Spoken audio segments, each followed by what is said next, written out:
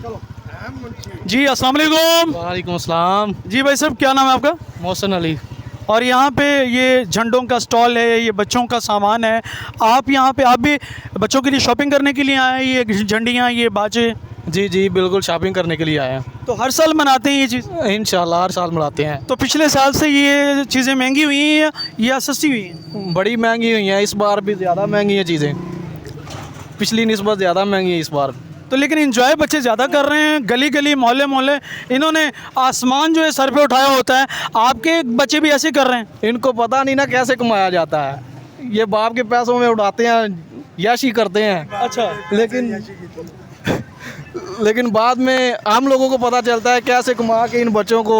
वैसे इनका टाइम है अभी, ये अभी खुशी में इजहार करते हैं। माशाल्लाह बड़ी खुशी होती है, हमें भी ये खुश होते हैं बस। ले जी, ये थे भाई साहब जो कि अपने बच्चों के लिए कुछ सामान लेके जा रहे थे। देखिए, ये है पाकिस्तान के साथ हुब्बुल वतनी का जज्बा, जो कि बड़े छोटे यकजा होके मनाते हैं। इनको ये कोई डर कोई खौफ नहीं है कि महंगाई है, ये इतनी महंगी चीज़ें हैं। और वाकई में ये बाजे, ये झंडे पिछले सालों से बहुत ज़्यादा महंगे हैं, क्योंकि हमने भी मार्केट का सर्वे किया। लेकिन ये हुब्बुल वतनी का एक जज्बा है कि जो ये महंगाई, ये चीज़ें इस लिहाज से इनके आगे कोई मान ही नहीं रखती। ठीक है जी नाजरीन, मैं हूँ सईद गुजर, आप देख रहे थे डेली अपना पंजाब न्यूज़ चैनल। मुझे दीजिए इजाज़त, अल्लाह ने के बान।